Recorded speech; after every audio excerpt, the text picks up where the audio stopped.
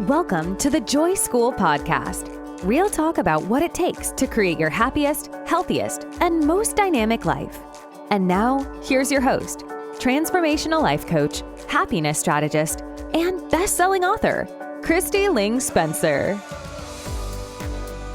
Hey friends, welcome to another episode of the Joy School Podcast. Actually, this is a special edition of the show that I decided to record for you all in the spirit of the holiday season and getting ready to create a brand new, amazing year.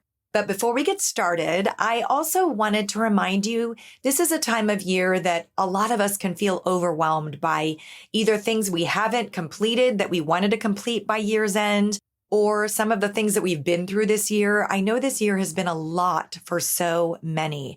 And I just want you to take a pause and give yourself so much credit for everything that you've worked through and give yourself extra support for anything you still might be going through. And also give yourself a shout out for everything that you have been strong enough to accomplish, because believe it or not, we do have to take a step back sometimes and really look at what we have accomplished instead of what we haven't accomplished, right?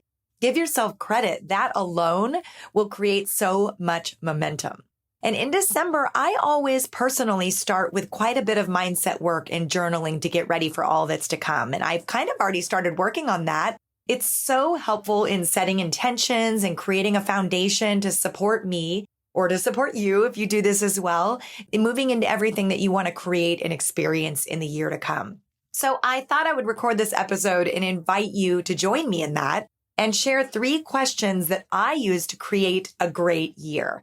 And I recommend that you write these down because you can revisit these questions anytime you need to spark a little motivation or clarity. They're really fantastic journal prompts and can be used for creating fresh starts just about any time. So they'll help with goal setting, creating desired feelings, right? Which is so important. Sometimes it's actually the feeling we want rather than the thing or the accomplishment. And if we can learn to create the feeling now, then we get the experience that we're desiring without all the rest. So these will help you really get clear on that. And as well as which experiences do you want to create in the coming year and cultivating the powerful mindsets needed to move yourself forward. So if you're ready to get focused with me on creating the year ahead, find a cozy spot and grab your journal or a pad of paper and get ready to answer these 3 questions that I'm going to share with you. But before I get to the 3 questions, I also just from a personal note wanted to thank everybody for tuning into the show. I mean, I just cannot even believe we have had people from all over the world listening to the show this season, from the UK, from Mexico, from Australia, and of course from the US. And it's really touched my heart. It's amazing. So I just wanted to say hello to all of you.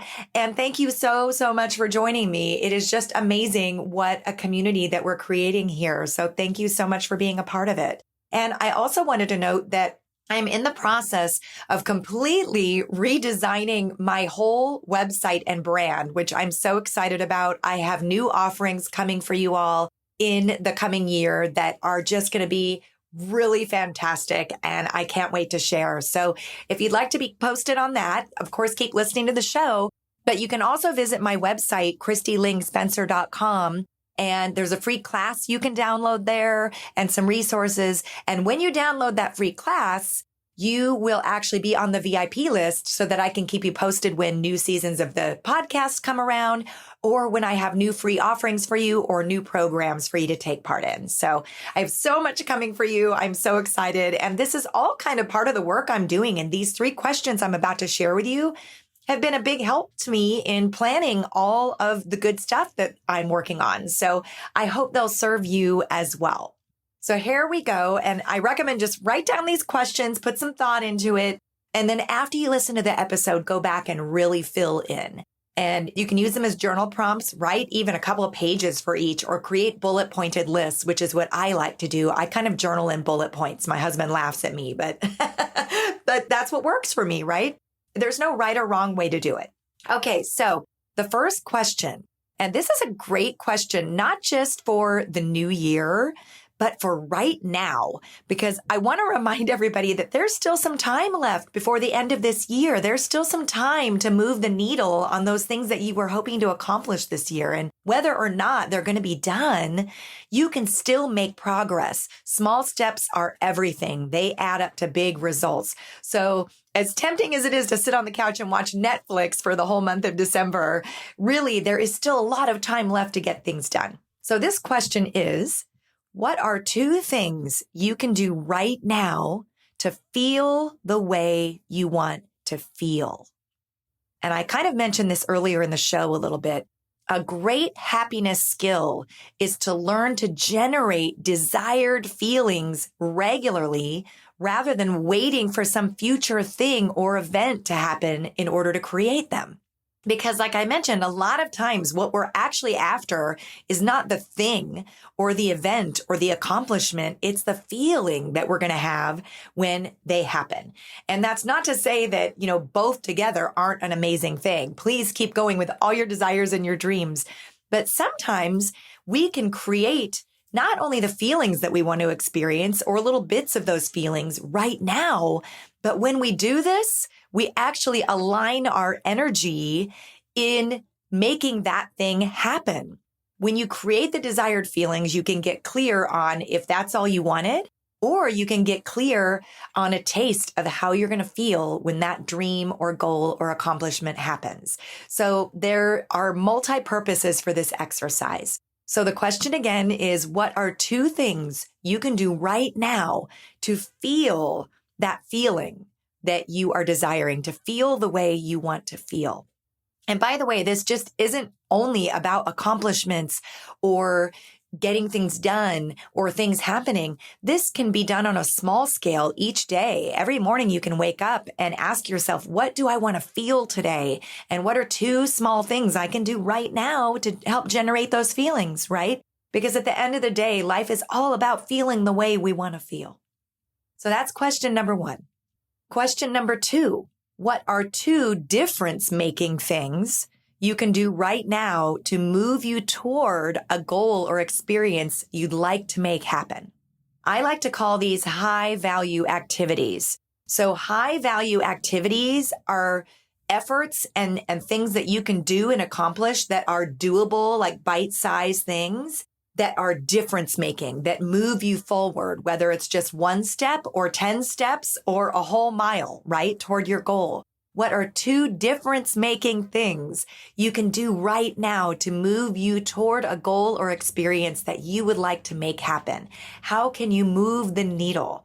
And like I mentioned, there is still time. It may be December, but you've still got time to move the needle, to take steps, to create that momentum, right? Again, I like to call these high-value activities. And something I like to do each day when I'm writing down my list of things that I need to do that day or things that I would like to accomplish for that day, I like to break it up into what are the things that are high-value activities, and I focus on those first. And the things that don't fall under the category of high-value activities, I put those down on the list. And if I don't get to them, I just add them to the next day until they're gone and they fall off there. I will get to them eventually. But this helps keep me focused on the things that really move the needle. Okay, question number 3. What are 2 not so obvious things that you're grateful for right now? Now, I speak a lot about writing down every day things that you're grateful for or keeping a gratitude journal. But this is what I like to call intentional expanded gratitude. It's going a little bit deeper and looking for those not so obvious things that you might not give a second thought to, but that you're so incredibly grateful for. Now, taking a little shift and a little moment to think about what are some of the not so obvious things in our lives that we're grateful for really can help create amplified gratitude in our life. And it is the best feeling. And it does help create momentum to really recognize the good that's in our life, right? Because there really is a lot of good when you're looking for it, but sometimes it can be hard to dig for that if you're going through a tough time or if you're just feeling low energy. And I've had moments of those things myself this past year, and this practice really helps me Intentional expanded gratitude. Look for something small, maybe something that you've been taking for granted, something you don't think about all the time. What are 2 not so obvious things that you're grateful for right now? And if more come to mind, write them down, right? You don't have to be limited to 2, but I think all of us can come up with 2. So again, this practice is what I like to call intentional expanded gratitude. And it is so, so good, my friends. So good. I love it. Now, these 3 questions I've just gone through, you can break them up individually and use them as you'd like. Each day is part of your list creating for the day of the things you're grateful for or what you'd like to accomplish. You can use them as journal prompts for the new year. You can use them as prompts anytime you want to create shifts in perspective and mindset. They really are so powerful. So I'm just going to quickly repeat the 3 questions again, and so you don't have to rewind if you're writing them down. Number 1, what are 2 things you can do right now to feel the way you want to feel? Number 2, what are 2 difference-making things you can do right now to move you toward a goal or experience you'd like to make happen? 2 high-value activities you can do right now to move the needle. And number 3, what are 2 not so obvious things you're grateful for right now? This is practicing intentional expanded gratitude. All right, my friends, I am now going to move on to the section of the show called Joy School Habits. This is where we share a small, doable habit that can create great momentum or great change in your life. I'm a big believer that small things make a huge difference, as I mentioned earlier. So that's why I wanted to add this section to the show, just to give you a little habit or a little mindset shift at the end of each episode that really over time can make a big difference. So in the spirit of the holiday, I would like to share that for this episode, the Joy School habit is to create a new holiday tradition or ritual that specifically feeds your soul and brings you joy. Because if you really think about it, there are so many things about the holidays that frankly suck our energy and really don't bring joy. They bring kind of artificial joy, like, oh yeah, isn't that cute? But so not worth it, right? So what I would love to invite you to do is, number 1, create a new holiday tradition or ritual that feeds your soul and brings you joy. And if some of your family members or your partner want to join you in this, I think that is beautiful. Please share, please do it together, but you can create one all on your own. For me, one thing I like to do each year, and this is a tradition I created for myself just a couple of years ago, is I like to set aside some time on an evening during the holidays for some sky watching. The winter sky on a clear night is so beautiful and full of stars and possibility. So I like to take a beverage and a cozy throw outside and just spend a few minutes of quiet time enjoying the night sky. That's kind of my little tradition and little ritual that I created for myself. And of course, I could certainly invite family members to do this with me or my husband, but I always like to do it by myself. And so for you, what resonates with you? What's a tradition that's something small and doable that doesn't take a lot of energy, right? That would feed your soul and bring you joy. Now, on that same note, I want you to also think about some of the traditions that you might have been doing for years that do the opposite. Like I mentioned earlier, so many holiday traditions are so energy draining rather than energy giving. And this is a time of year that we need to be resting and reflecting and preparing for the year ahead, right? And so to be overwhelmed and bogged down and have our energy drained by all this extra stuff, it just doesn't make a lot of sense to me. And I love a Christmas tree. I love decorating for Christmas. I love doing a little baking here and there and cooking for the holidays. These are things that bring me joy.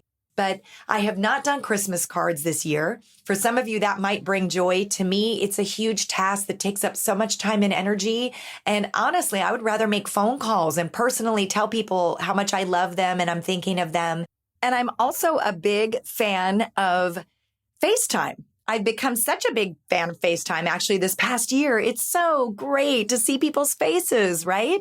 So that to me fills my heart and feels just so much more personal and connected. And I love a good holiday card. I send out some here and there, but I don't sit and do like a stack of 200.